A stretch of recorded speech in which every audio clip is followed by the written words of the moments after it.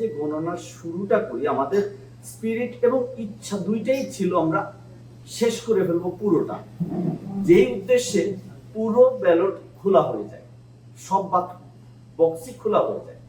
খোলা হওয়ার পরে আমরা যখন সেকেন্ড ফেজে শুরু করি তখন একটা আমাদের টেবিল, আমরা যে টিম করেছিলাম, টিম নাম্বার 2 নামাজে ছিলেন এবং ওরা আসতে দেরি হওয়ার কারণে আমরা বিডিফিউশনের যে বক্সের ব্যালটগুলো ছিল সেই ব্যালটগুলো আমরা 7টা টিমের মধ্যে না দিয়ে 6টা টিমকে ভাগ করে দিই।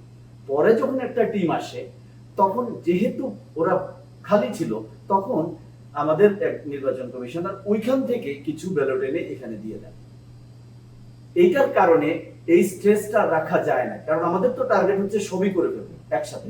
ওই উদ্দেশ্যে এখানে আলাদা কোনো উদ্দেশ্য বা বা ভুল আসলে এটা ছিল না, আমরা তো উদ্দেশ্য ছিল শেষ করে ফেলবো।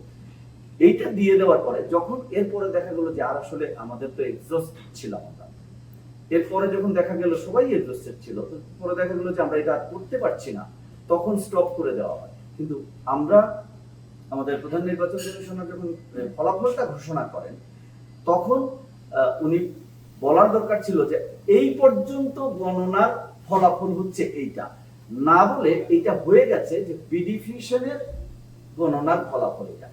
কথা জাস্ট একটা তারতম্যের কারণ হচ্ছে গতকালকের এই ঘটনা।